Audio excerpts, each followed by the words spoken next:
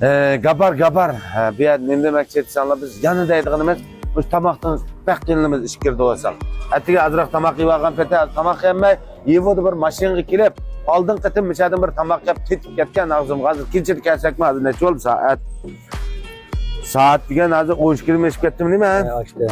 Tangat kıç açımız olsa. Şuna Beijing vaqt işki oluptu tangat kıç açılık lekin özümüzge tamak tetigan sebeplik aldın kıtım haqiqiy sanışkanızda kaşkanın meysizce koçun tamak yegandek tamak bunda tetigaşqa müşahede tamaktan qiyinlayotgan yoki bizda og'zimiz tetigidek tamak yemmayapmiz deganlar.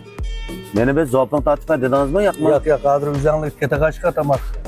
O'zingni bir depirle müşterimine tamakni yaxshiligini deb sizlar deydinglar. Amma muhitmi oldin qitim kelgan.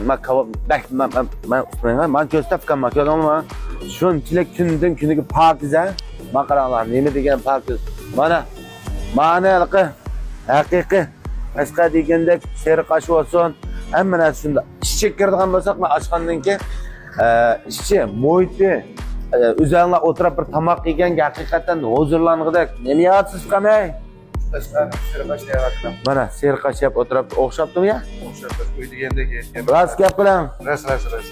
Manga og'zimni tetiga chiqib mishadi bir tavsiya qilib qo'y dedim do'stlar. Men hech kimga bir zopin tatib demadi. Men bir vaqt tamoqqa zopin tatib qilmayman. O'zimizning og'zimiz tamoq tetigan keyin tavsiya qilib qo'yli dedik. Mush ishkirda biz faqat shu tamoqdan qiynalamiz. Haqiqatan qiynalamiz. Mana 14 yil o'roqlab bo'ldim men mishada mana. Yo'q qo'saqliq qolmadi. Şu anda ağzımız tetiğe çıkan bir tavsiye kıpay dedim kardeşler. Moşu yivo etrafında mesela tamakni hakik ağzımız tetiğe tamak yaylı diyen dostlarla kalsam ben muhitini gözünlerim. Hakikaten özümüzün keyfiyatı kötülüp bağıdık. Moşun ben çıraylık. Cansu'da bir tamak yesin deyip mahkemizme ben özü hıcılçanken işki kızmık yaktımdı. Ben ornu olsun mu deyip aka kep necaydı tamak yap. Kürep yakınlar temini. Ornumuzmuş Bingwang yeşiği 100 metre kiloda. Bingwang şangmoçuda göçtürdüklerinin hemini yüzümüz suyup, meyle toku olsun, koyu göçtürüp olsun, yüzümüz suyup kılımız. Rast yapı mı o? Rast yap. Çünkü Şinjan'ın yüzünün temini çıkadı. Şinjan'ın tamak yegenlik buludu. Tamak lağmen olsun, dapancı olsun, dapa yanı olsun, şimdi ağzını tetiğen. Ben yege işkenlersini çıkamaydı, tamaklarını çıkamadım. Nurgun dostlar belki namı sinirlivatkan bolsun mümkün.